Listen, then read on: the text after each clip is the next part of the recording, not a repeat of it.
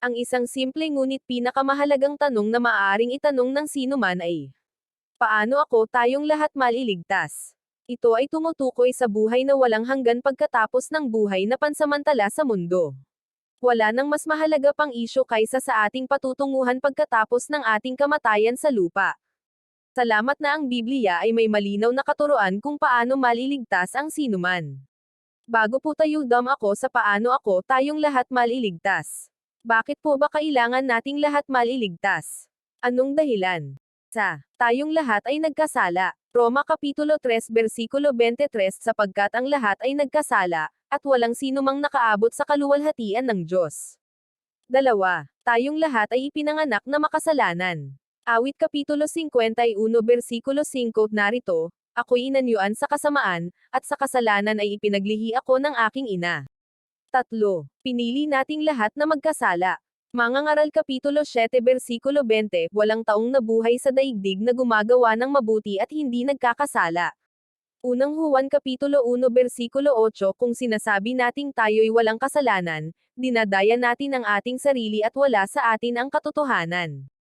Dahil sa kasalanan kaya tayo mapapahamak. Ang kasalanan ang naghihiwalay sa atin sa Diyos. Ang kasalanan ang dahilan kung bakit tayo pupunta sa walang hanggang kapahamakan sa apoy ng impyerno. Ano ang dapat kong gawin upang tayo ay maligtas? Gawa Kapitulo 16 versikulo 31 at kanilang sinabi, sumampalataya ka sa Panginoong Hesus at maliligtas ka, ikaw at ang iyong sambahayan. Mula saan tayong lahat maliligtas? Dahil sa kasalanan, nararapat na tayong lahat ay mamatay. Roma Kapitulo 6 versikulo 23 sapagkat kamatayan ang kabayaran ng kasalanan, ngunit ang walang bayad na kaloob ng Diyos ay buhay na walang hanggan sa pamamagitan ni Kristo Jesus na ating Panginoon. 1. Kamatayang pisikal. Ang paghihiwalay ng kaluluwa sa natural na katawan. 2. Kamatayang spiritual. Pagkahiwalay sa Diyos dahil sa kasalanan. 3. Kamatayang eternal. Walang hanggang pagkahiwalay sa Diyos dahil pinili ng tao na manatiling hiwalay sa Diyos sa kasalanan. Ano ang paraan na ibinigay ng Diyos upang ako ay maligtas? Dahil ang karampatang parusa sa kasalanan ay walang hanggan, tanging ang Diyos lamang ang makababayad sa ating mga kasalanan dahil siya lamang ang walang hanggan. Ngunit ang Diyos sa kanyang kalikasan bilang Diyos ay hindi maaaring mamatay. Kaya nga ang Diyos ay nagkatawang tao sa persona ng Panginoong Hesu Kristo.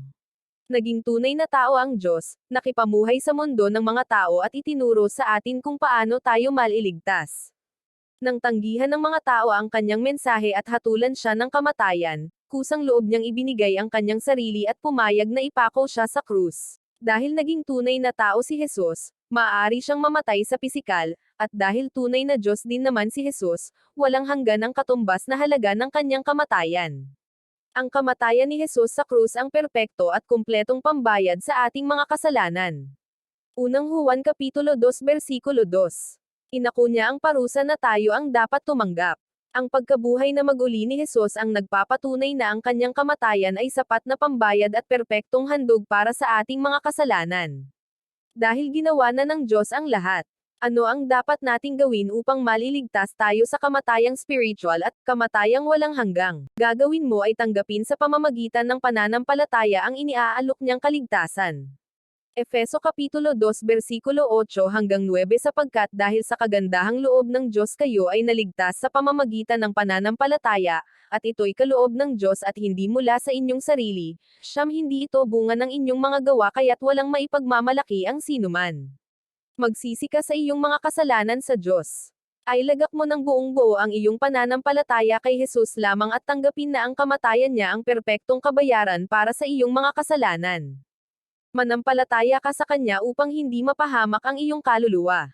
Juan Kapitulo 3 versikulo 16 sapagkat gayon na lamang ang pagsinta ng Diyos sa sanglibutan, na ibinigay niya ang kanyang bagtong na anak, upang ang sino mang sa Kanya'y sumampalataya ay huwag mapahamak, kundi magkaroon ng buhay na walang hanggan. Ang kaligtasan ay iniaalok ng Diyos katulad sa isang regalo. Ang iyong gagawin ay tanggapin ito sa pamamagitan ng pananampalataya. Si Jesus lamang ang tanging daan tungo sa kaligtasan.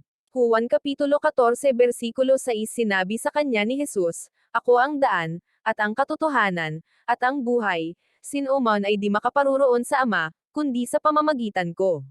Sana po ay nakatulong po ito sa inyong lahat. Please accept Jesus as the Savior of your soul. Thank you for watching. Please like and subscribe to my YouTube channel. God bless you all.